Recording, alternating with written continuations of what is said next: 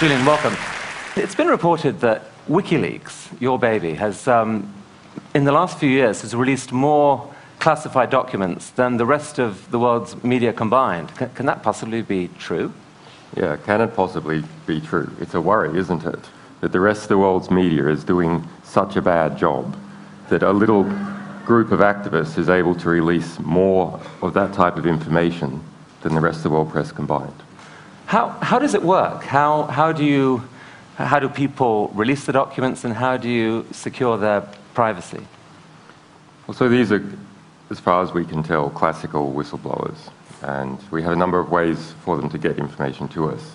So we use this state-of-the-art encryption to bounce stuff around the internet to hide trails, pass it through legal jurisdictions like Sweden and Belgium to enact those legal protections. We get information in the mail, the regular postal mail, encrypted or not, vet it like a regular news organization, format it, which is sometimes something that's quite hard to do when you're talking about giant databases of information, release it to the public, and then defend ourselves against the inevitable legal and political attacks. So you make an effort to ensure the documents are legitimate, but you actually almost never know who the identity of the source is. That's right. Yeah, very rarely do we ever know. And if we find out at some stage, then we destroy that information as soon as possible. God damn it.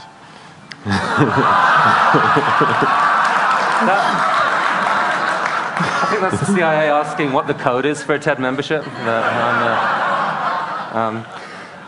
So let's take an example. Actually, this is something you leaked a few years ago. If we can have this document up. So this was a story in Kenya a few years ago. Can you tell us what you leaked and what happened? So this is the Kroll report. This was a secret intelligence report commissioned by the Kenyan government after its election in 2004. Prior to 2004, Kenya was ruled by Daniel Arap Moi for about 18 years. He was a soft dictator of Kenya. And when Kibaki got into power through a coalition of forces who were trying to clean up corruption in Kenya, they commissioned this report, spent about £2 million on this and an associated report. And then the government sat on it and used it for political leverage over Moi, who was the richest man, still is the richest man in Kenya. It's the holy grail of Kenyan journalism. So I went there in 2007, and we managed to get hold of this just prior to the election, the national election, December 28.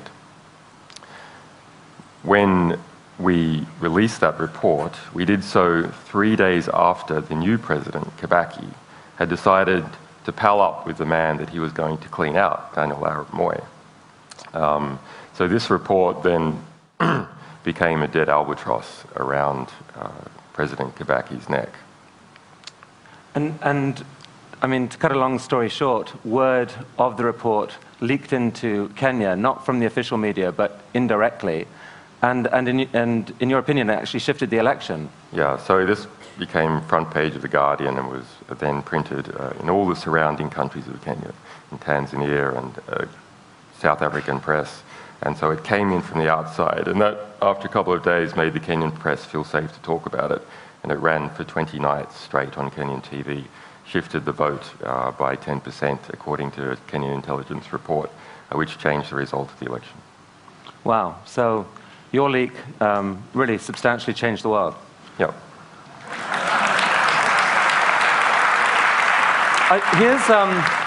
We're going to just show a short clip from this Baghdad airstrike video. The video itself is longer, but here's a short clip. This is intense material, I should warn you.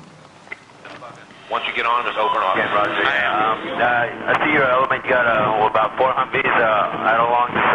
You're clear. All right, firing. Line here. What's the space line? Let me know when you have it. We'll shoot. Light them all up. 202 traffic, 260. Come on, fire. Hey, Roger. Keep shooting. Keep shooting. Bushmaster 2-6. We need to move time now. All right, we just engaged all 8 individuals.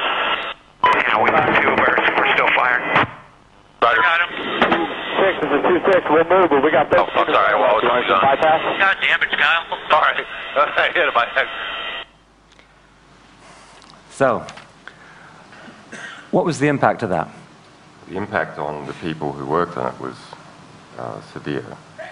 We ended up sending 2 people to Baghdad to further research that story.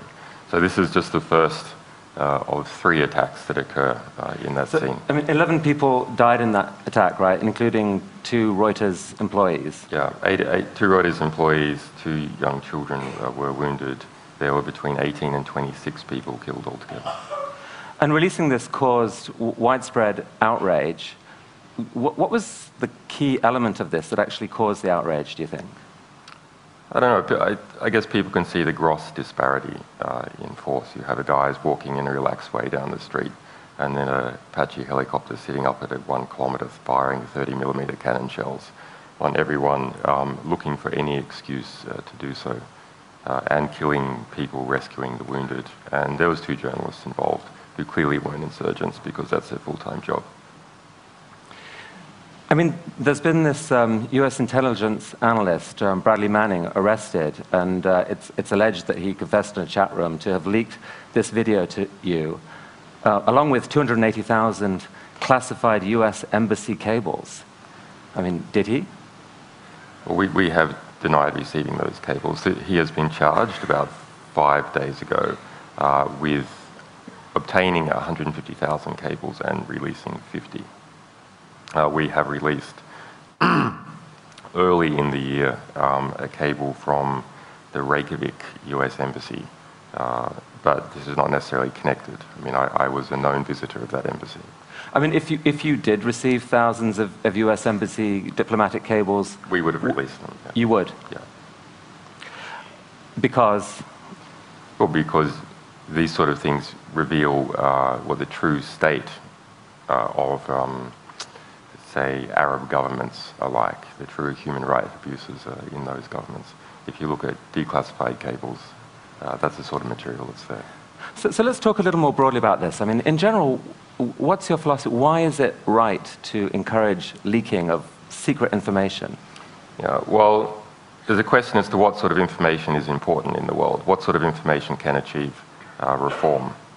And there's a lot of information. So information that organizations are spending economic effort into concealing, that's a really good signal that when the information gets out, there's a hope of it doing some good. Because the organizations that know it best, that know it from the inside out, are spending work to conceal it. And that's what we've found in practice, and that's what the history of journalism is.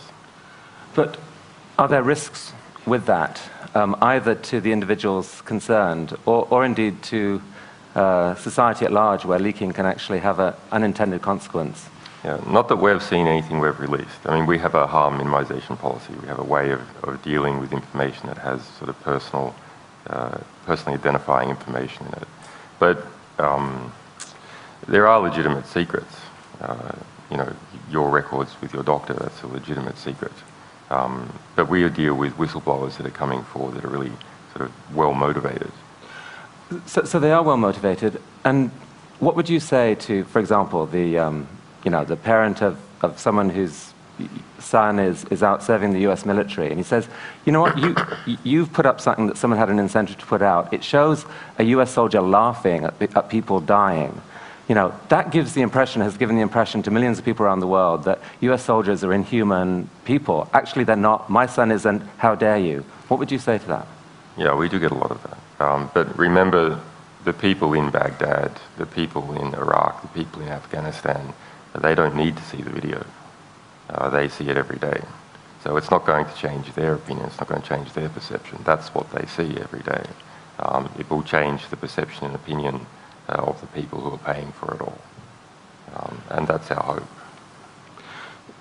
So you found a way to shine light into what you see as these sort of dark secrets in companies.